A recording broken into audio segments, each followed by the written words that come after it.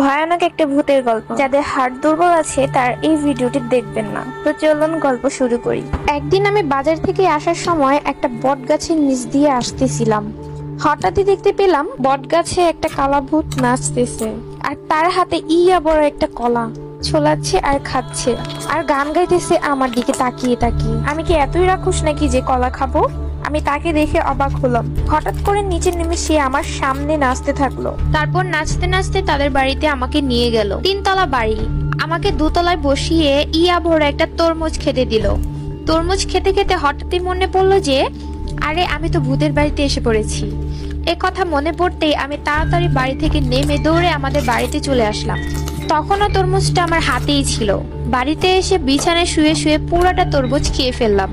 ওমা, সকালে ঘুম ভেঙে সামনেই দেখি আম্মু বকা দিচ্ছে।